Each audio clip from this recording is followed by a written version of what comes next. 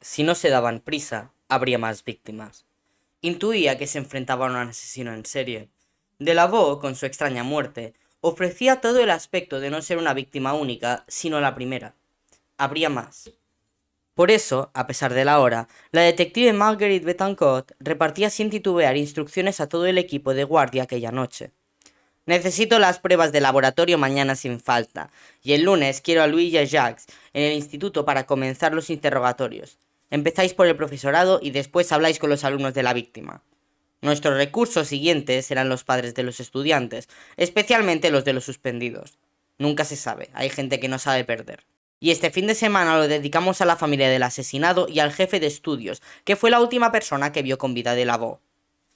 Los 4 policías que la escuchaban asentían, procurando retener aquel borbotón de instrucciones.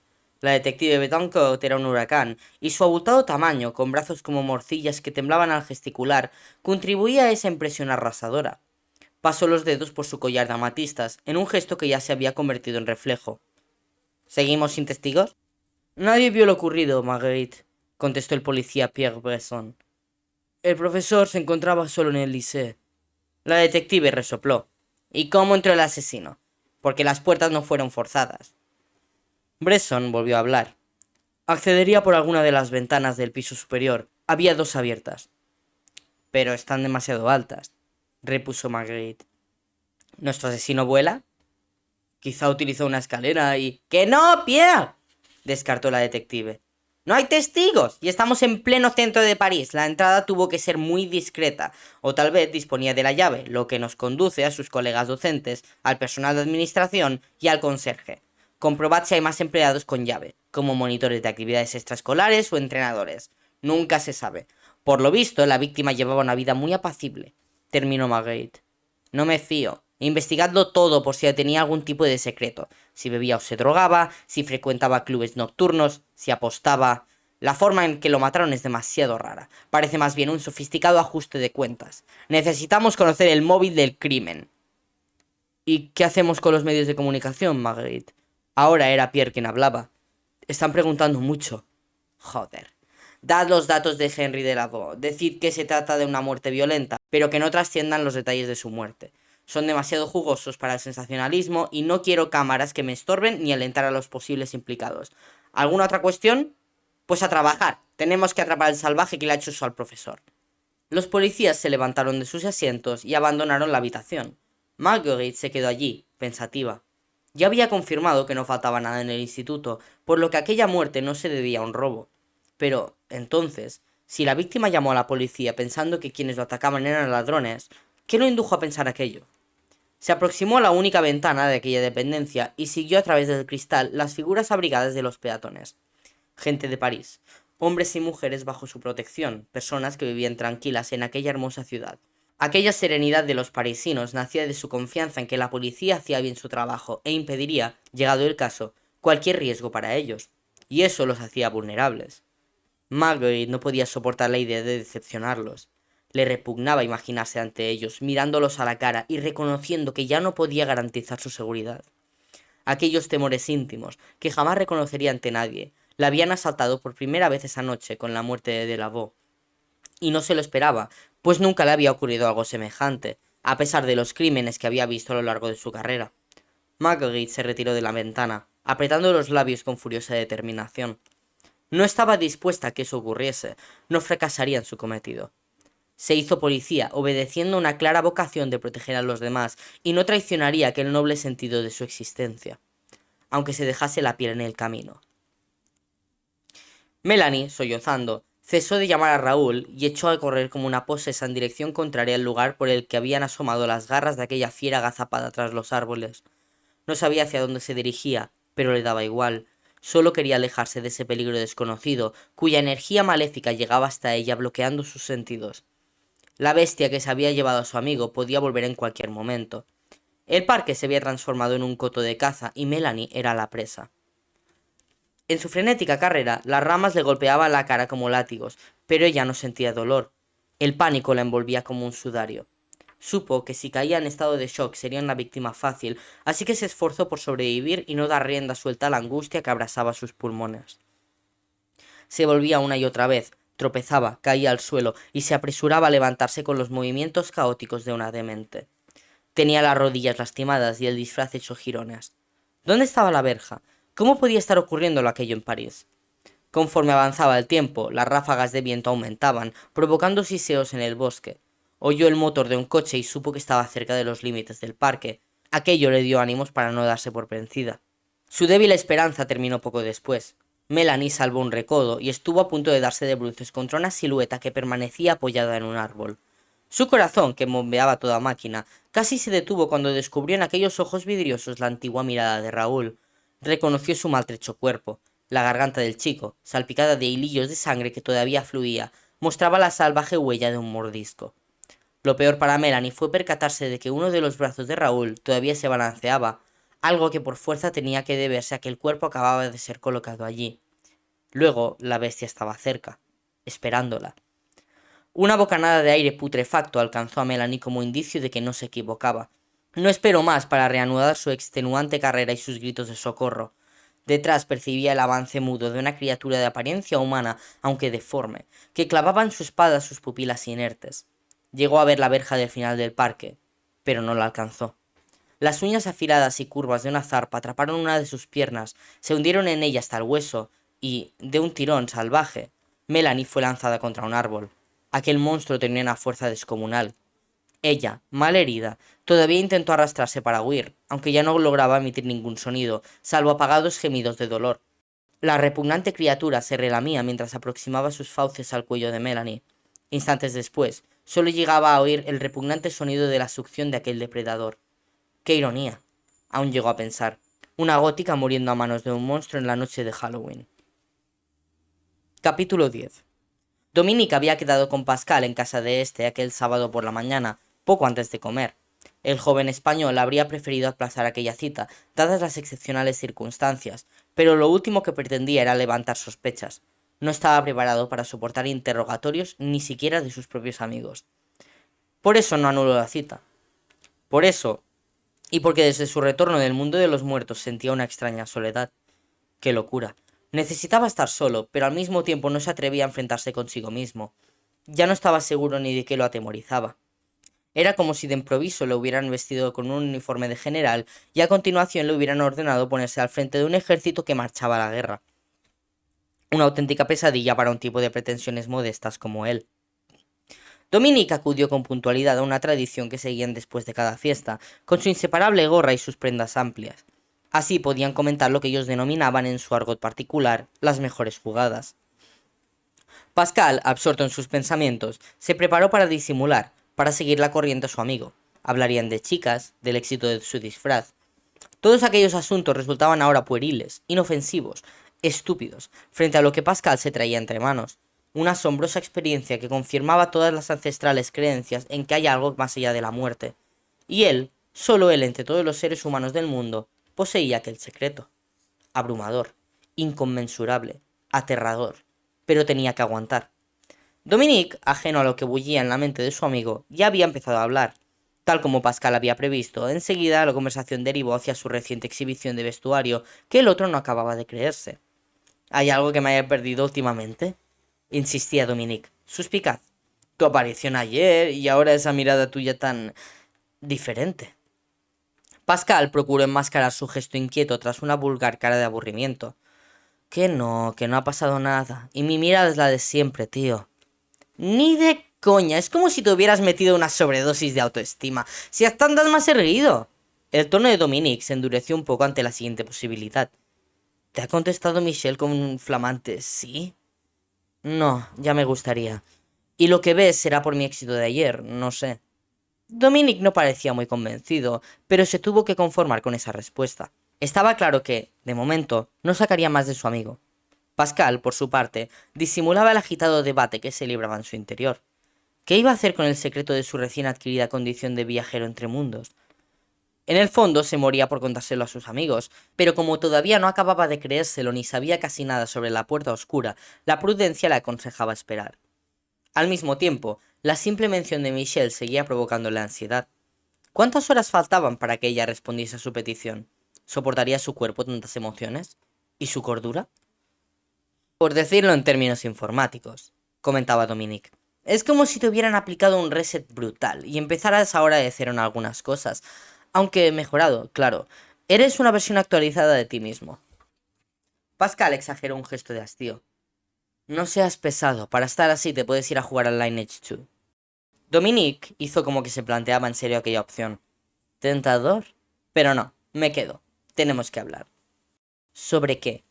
Ahora que vas espabilando y que has dado una muestra de lo que puedes dar de ti, anunció Dominic, cambiando su anterior curiosidad por un evidente orgullo.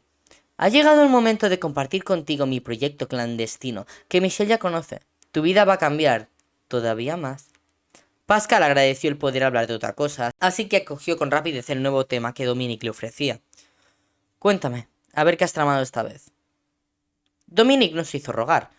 Volviéndose hacia el respaldo de su silla de ruedas, alcanzó un bolsillo con cremallera del que extrajo una carpeta. La colocó sobre el escritorio del cuarto de Pascal. Prepárate, anunció con solemnidad. Lo que voy a enseñarte no tiene precio.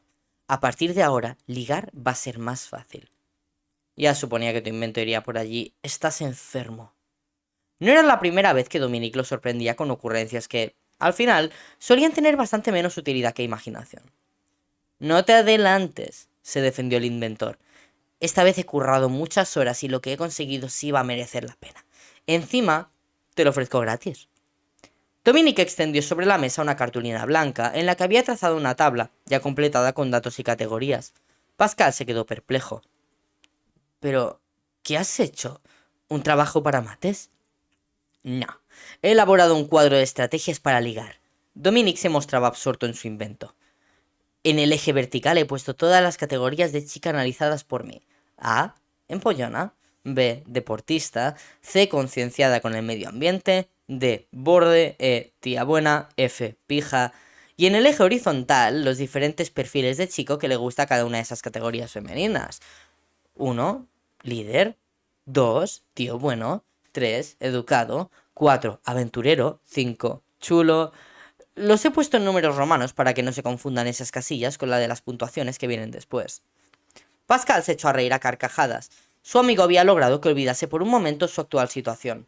Eres único, Dominic. Has batido tu propio récord de ida de olla. ¿De verdad has estado trabajando en esto? El aludido no pudo evitar contagiarse de la risa de su amigo.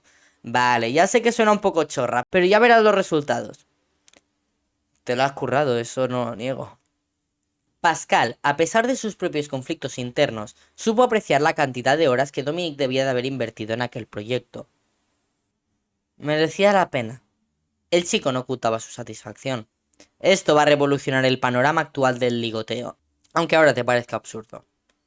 A Pascal le costaba permanecer atento. Su mente volvía una y otra vez al mundo de los muertos.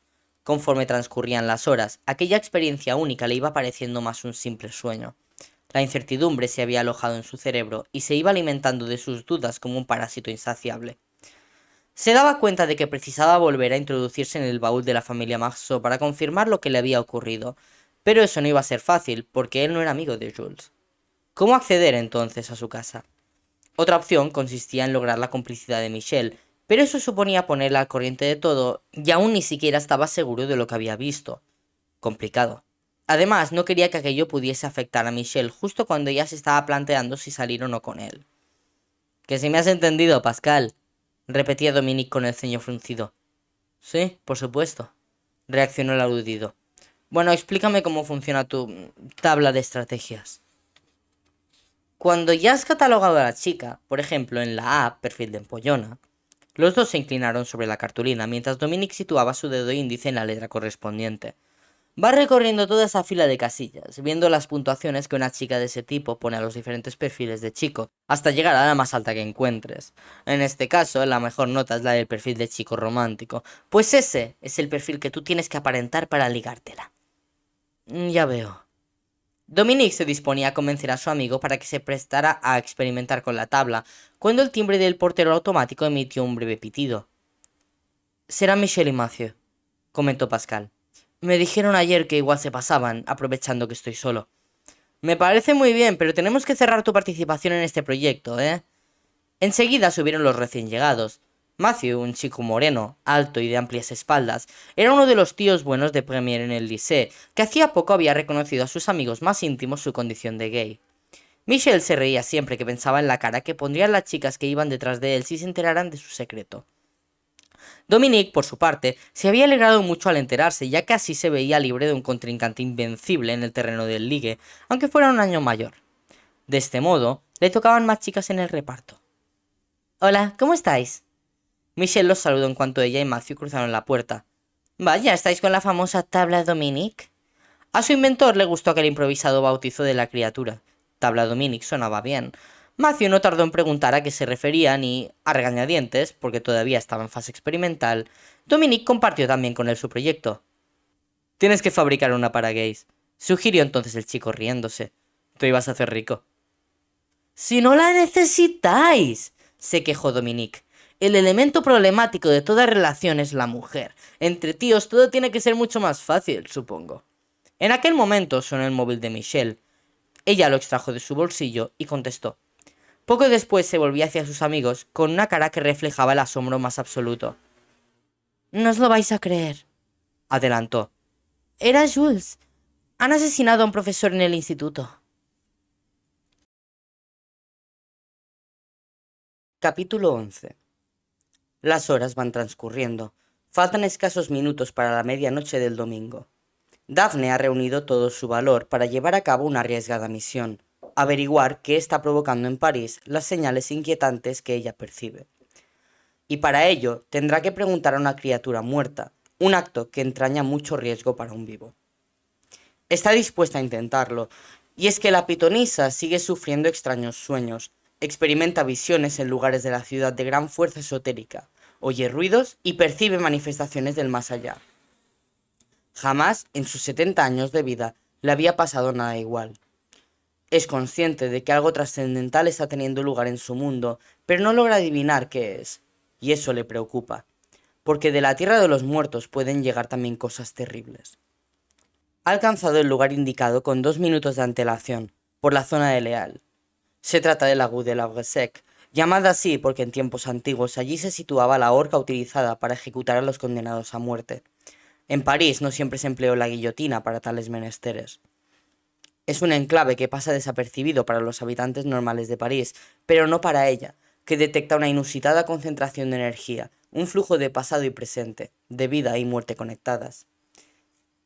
Ella no debería pararse en aquel punto, y menos a aquella hora, pero lo hace.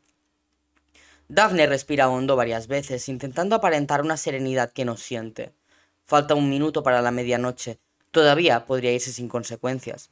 La bruja duda, planteándose la posibilidad de no intervenir, de dejar que el destino siga su curso, aunque ello implique un desastre para los vivos. Pero no puede quedarse al margen, ni tampoco recurrir a nadie más.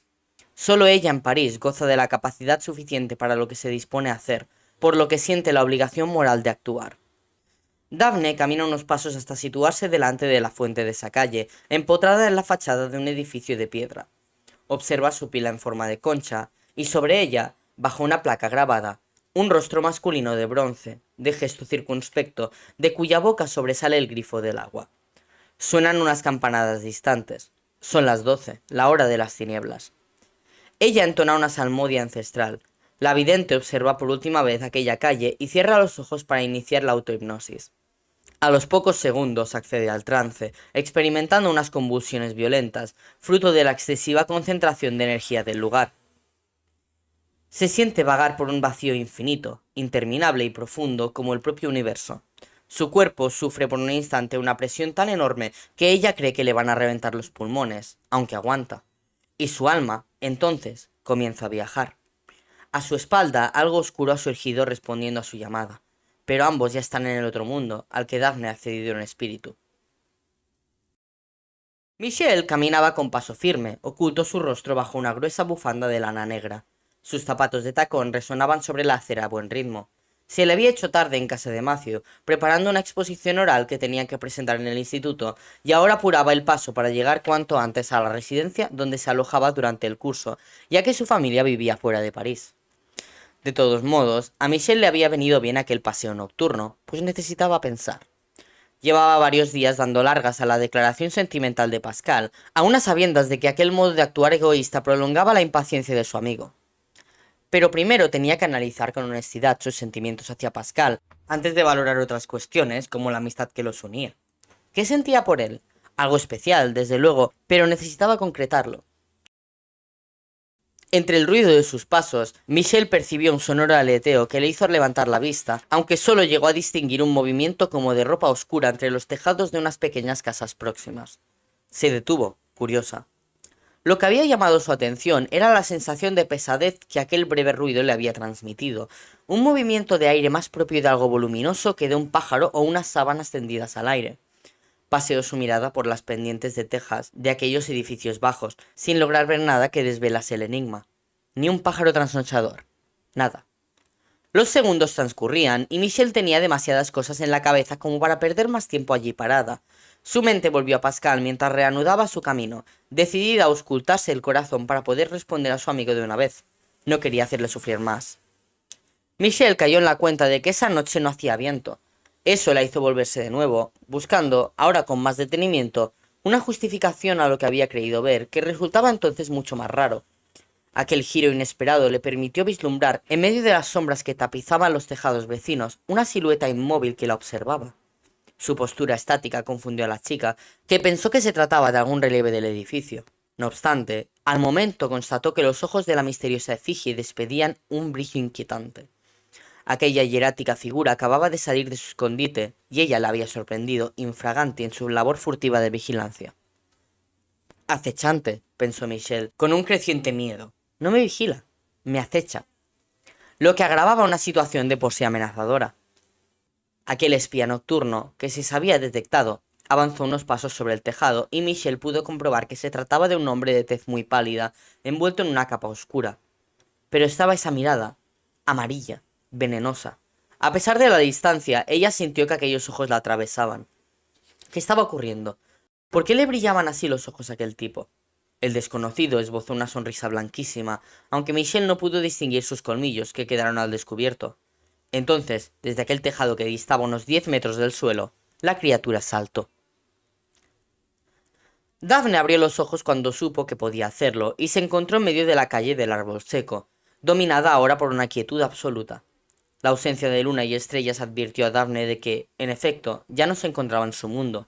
Era París, claro, pero el París de los muertos, al que su mente había llegado abandonando el cuerpo en la tierra de los vivos, se hallaba en pleno viaje astral. No había luz en las farolas, solo un resplandor lechoso parecía emanar de todos los rincones. No hacía frío, no corría el aire, no se oían ruidos, nadie caminaba. Pero no estaba sola, lo percibía. La vidente se volvió con calma para descubrir la lúgubre silueta del árbol seco de las ejecuciones, que volvía a existir a pocos metros de ella, erguido, con su esqueleto de ramas retorcidas y desnudas. De una de ellas pendía una cuerda gruesa, tirante por el peso de un cuerpo que colgaba oscilando, el cadáver de un ahorcado que se pudría para siempre. El muerto giró la cabeza, inclinada por el estorbo del nudo corredizo, y la enfocó con sus ojos sin pupilas. Era una mirada vacía, pero su propia nada condensaba un poder tan intenso, tan devastador, que hizo caer al suelo a Daphne, incapaz de aguantar aquellas cuencas negruzcas clavadas en ella. Horrorizada, se dio cuenta de que la imagen de su cuerpo empezaba a arrastrarse hacia el árbol seco, como atraída por una fuerza magnética que la vidente no podía controlar. Tenía que averiguar lo que se proponía antes de terminar bajo las hambrientas raíces de aquel tronco y salir de allí. De lo contrario, su espíritu nunca volvería al mundo de los vivos y quedaría para siempre encerrada en aquel árbol agrietado repleto de almas de condenados. Daphne intentó hablar, pero de su garganta lo único que surgió fue un susurro. Debía calmarse o fracasaría. Por un momento, Michelle pensó que se trataba de un suicida, y casi sintió alivio al asistir a aquella loca maniobra del tipo de los ojos brillantes que saltaba al vacío. No obstante, en décimas de segundo, las circunstancias daban un giro radical que sumergió a la chica en una repentina pesadilla. El desconocido no se había precipitado hacia el suelo desde el tejado, sino que se mantenía en el aire, dirigiéndose hacia ella a velocidad creciente. Estaba volando, de un modo diferente que a ella se le antojó extrañamente obsceno, sobrecogedor, pero cierto. La escena adquiría tintes de magia negra. Ni siquiera se había interrumpido la mirada voraz del cazador, que seguía taladrando el cuerpo de Michelle en su avance aéreo. Para la chica, cuya boca se había quedado seca, ya no había duda. Esos ojos, y ahora aquello. Ese ser silencioso no era humano, no podía serlo. Michelle, sin detenerse a valorar lo imposible que era todo, soltó un grito de miedo y echó a correr para escapar de su perseguidor. No le importó por qué ocurría todo aquello, en su ignorancia vulnerable, la única prioridad era huir. Su instinto de supervivencia no la engañaba. Michelle cambió de calle varias veces en su fuga frenética, pero la sombra del ser siniestro siempre volvía a aparecer, con su gesto malévolo, su mirada fría lamiéndole la espalda. Y ella no conseguía cruzarse con nadie por la calle, nadie a quien pedir ayuda. Michelle intentó gritar pidiendo auxilio, pero su propia carrera alocada la mantenía sin aliento, y solo logró emitir una llamada demasiado parecida a un susurro. Las ventanas de los edificios a cuyo lado pasaba como una exhalación seguían a oscuras. Los vecinos dormían ajenos a lo que estaba a punto de ocurrir a escasos metros de distancia. La fiera estaba jugando con ella, como el gato con el ratón. Michelle era una chica inteligente y se dio cuenta. No tenía escapatoria, no la había tenido en ningún momento. El vidrio de una farola estalló a su lado, lo que provocó la caída de Michelle al suelo en medio de una nueva penumbra mayor que la propia noche. Ya no tuvo ocasión de levantarse, pues la silueta maligna llegó hasta ella en unos instantes. La chica tampoco habría podido reanudar la carrera. Estaba exhausta y aterrada. Aún así, sus ojos se detuvieron en una especie de palo de madera que había en el suelo, muy cerca. Sin levantarse lo atrapó, blandiéndolo con el gesto fiero de la última oportunidad. Ofrecería resistencia hasta el final. A aquella distancia de apenas medio metro, la chica pudo descubrir que el rostro deforme de su adversario ofrecía unas pupilas rasgadas como las de un felino. Eso, y un hedor espeso y turbio. Una náusea de pánico le subió por la garganta, aunque se negó a bajar su arma. Recordó el móvil que llevaba en el bolsillo, inútil en aquellas circunstancias, pero que le trajo a la memoria a su familia y sus amigos. Entre ellos, Pascal. ¿Cómo reaccionaría él si a ella le ocurría algo? Su miedo se tiñó de una melancolía cargada de impotencia. Había que luchar. Fue un movimiento tan ágil, tan fugaz como un pestañeo. Michelle no pudo iniciar su maniobra de respuesta antes de que la garra de la criatura atacante se cerrara como un cepo sobre su muñeca, retorciéndole el brazo hasta que soltó el palo entre gemidos de dolor. Aquel ser tenía una fuerza impresionante. ¿Y ahora qué? La criatura volvía a esbozar una sonrisa cuajada de dientes afilados, entre los que sobresalían dos colmillos. Acarició la piel suave del rostro de Michelle con sus dedos gélidos, como regodeándose en su captura. La proyección de su cuerpo, en contra de su voluntad, seguía avanzando, seducida por los ojos del ahorcado. ¡Soy Dafne, la vidente!, gritaba mientras tanto. Pertenezco al mundo de los vivos y he venido a hacer uso de la cuarta potestad. El cadáver no reaccionó, pero la pitonisa notó que el empuje de su cuerpo perdía velocidad. Dafne había aludido a la norma sagrada que recogía uno de los poderes que la Hermandad de Videntes Vivos, a la que ella pertenecía, conservaba desde tiempos inmemoriales. Todo difunto, a quien un vidente formulara una pregunta amparada en esa norma, estaba obligado a responder con la verdad. ¡Ahorcado! Dafne luchaba por camuflar su miedo, cuando se encontraba ya tan cerca de aquella espantosa criatura que casi podía sentir su aliento pútrido. ¡Te hago una pregunta! El cadáver gruñía, molesto. Su balanceo bajo el árbol se acentuó. La pitonisa, agarrando el amuleto que llevaba al cuello, lanzó su interrogante. ¿Qué está ocurriendo en esta ciudad? Muchas cosas, contestó el ahorcado con voz siseante, sin dejar de mirarla. No atentes contra la cuarta potestad, advirtió ella. Te repetiré la pregunta, muerto. Dafne, Dafne, nos acordamos de ti. La desagradable boca del cadáver movía sus labios agrietados. Del tronco del árbol seco surgieron nuevas voces. Coreaban el nombre de la vidente en un tono impaciente, acuciante, que heló la sangre de la mujer. No se dejó acobardar y volvió a lanzar su pregunta. «Muerto, algo que vincula a nuestros dos mundos está sucediendo en París. ¿Qué es?» El ahorcado bramó, bajo aquella noche eterna, e interrumpió sus convulsos movimientos. La pitonisa, al tiempo que escuchaba que el ser luchaba por resistirse a los tentáculos invisibles del árbol seco, que continuaban arrastrándola por el suelo hacia su tronco deforme, abombado por los restos de los cuerpos de los que se alimentaba. Si lograban acercarla lo suficiente, Dafne sería devorada en décimas de segundo, convertida en savia maligna. «La puerta oscura, vidente Dafne», claudicó al fin el ahorcado, sin atreverse a desobedecer a la potestad. «Un mortal ha cruzado el umbral de nuestro reino. La puerta oscura se ha abierto de nuevo. Un viajero entre mundos camina por sus calles».